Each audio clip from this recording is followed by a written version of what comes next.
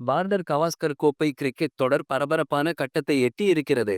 India மற்றும் Australia அணிகளுக்கிடையே நடைபெற்று வரும் 5 போட்டிகளை கொண்ட டெஸ்ட் தொடர் உலக டெஸ்ட் சாம்பியன்ஷிப் தொடரின் இறுதிப் போட்டியில் எந்த அணி விளையாடும் என்பதை தீர்மானிக்கும் முக்கிய போட்டி தொடராக அமைந்திருக்கிறது. இந்த தொடரின் முதல் டெஸ்ட் போட்டியில் சிறப்பாக விளையாடிய இந்திய அணி ஆஸ்திரேலியா வீழ்த்தியது. எனினும் அடிலேட் நகரில் நடைபெற்ற இரண்டாவது டெஸ்ட் போட்டியை ஆஸ்திரேலியா அணி வெற்றி பெற்று தொடரை சமன் செய்தது. இந்நிலையில் இந்தியா மற்றும் ஆஸ்திரேலியா அணிகளுக்கு இடையேயான முக்கியமான மூன்றாவது டெஸ்ட் போட்டி பிரிஸ்பேன் நகரில் நேற்று தொடங்கியது. இந்த போட்டியில் முதலில் டாஸ் வென்ற ரோஹித் சர்மா பந்துவீச்சை தேர்வு செய்தார்.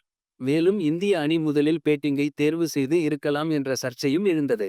எனினும் காலநிலை மற்றும் ஆடுகளத்தின் தன்மை ஆகியவற்றை கருத்தில் கொண்டு முதலில் பந்து வீசுவதாக ரோஹித் சர்மா தெரிவித்திருந்தார். இதனைத் தொடர்ந்து ஆஸ்திரேலியா 28 ரன்கள் எடுத்திருந்த நிலையில் மழை குறுக்கிட்டதால் முதல் நாள் ஆட்டம் கைவிடப்பட்டது. இதனைத் தொடர்ந்து இன்று தொடங்கிய இரண்டாவது நாள் ஆட்டத்தில் ஜஸ்பிரித் பும்ரா மிகச் சிறப்பாக பந்து வீசி துவக்க வீரர்களை வீழ்த்தினார். இதனைத் தொடர்ந்து நித்திஷ் ரெட்டி ஆஸ்திரேலியா அணியின் லபுசேன் கிரிக்கெட்டை கைப்பற்றினார். இதனால் ஒரு கட்டத்தில் ஆஸ்திரேலியா 75 ரன்கள் 3 விக்கெட்டுகள் இழந்து தடுமாறியது. எனினும் ஆஸ்திரேலிய அணியின் மீட்பரான டிராவஸ் ஹெட் 5வது வீரராக களம் இறங்கி மீண்டும் ஒரு கவுண்டர் அட்டாக்கிங் செஞ்சுரியை பதிவு செய்தார். மேலும் இவரது ஆட்டம் ஆஸ்திரேலியா அணியின் ஸ்டீவ் ஸ்மித் மீண்டும் பார்முக்கு வருவதற்கு உதவியது. 4வது விக்கெட்டிற்கு இருவரும் மிகச் சிறப்பாக விளையாடி 241 ரன்கள் சேர்த்தனர். இவர்களது சிறப்பான ஆட்டத்தால் ஆஸ்திரேலிய அணி வலுவான நிலைக்கு முன்னேறியது. சிறப்பாக விளையாடி டெஸ்ட் போட்டிகளில் 33வது சதத்தை பதிவு செய்தார். இதனைத் தொடர்ந்து பும்ரா வீசிய சிறப்பான பந்துவீச்சில் 100 ரன்களில் ஆட்டமிழந்தார் ஸ்மித். இவரைத் தொடர்ந்து களம் இறங்கிய ஆல் ரவுண்டர் மார்ஸ் 5 ரன்னில் அவுடாகி ஏமாற்றினார்.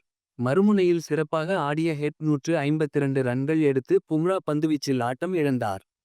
இந்த விக்கெட் மூலம் டெஸ்ட் போட்டிகளில் மீண்டும் ஒருமுறை 5 விக்கெட்டுகளுக்கு மேல் வீழ்த்தி சாதனை படைத்தார் பும்ரா. இறுதியாக களம் இறங்கிய விக்கெட் கீப்பர் அலெக்ஸ் கேரி சிறப்பாக ஆடி ஆஸ்திரேலியா அணி வேகமாக ரன்கள் குவிக்க முன்னேறினார்.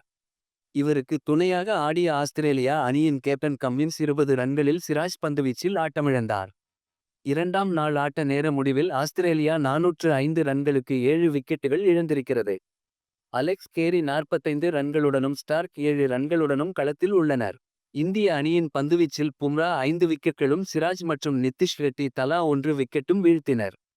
டாஸ் வெற்றி பெற்ற முதலில் பந்து வீசிய இந்திய அணி சிறப்பாக செயல்பட்டு ஆஸ்திரேலியா அணியை குறைவான ரன்களில் ஆட்டம் இழக்கச் செய்யும் என்று எதிர்பார்க்கப்பட்டது. ஆனால் ஆஸ்திரேலியா மிகச்சிறப்பாக விளையாடி 405 ரன்கள் எடுத்திருக்கிறது. ஒரு நாள் ஆட்டம் மழையால் தடைப்பட்ட நிலையிலும் ஆஸ்திரேலியா தங்களது சிறப்பான பேட்டிங் மூலம் மூன்றாவது டெஸ்ட் போட்டியில் வலுவான நிலைக்கு முன்னேறி இருக்கிறது. மேலும் டிராவஸ் ஹெட் இந்திய அணிக்கு எதிரான தனது சிறப்பான ஆட்டத்தை தொடர்ந்து வருவது இந்தியாவிற்கு மிகப்பெரிய தலைவலியாக உருவாகி இருக்கிறது. மேலும் பும்ரா தவிர மற்ற பந்துவீச்சாளர்களின் செயல் திறன் குறித்த விவாதமும் எழுந்திருக்கிறது. இதனை பற்றிய செய்திகளை பின்வரும் காணொளிகளில் நாம் அலசலாம்.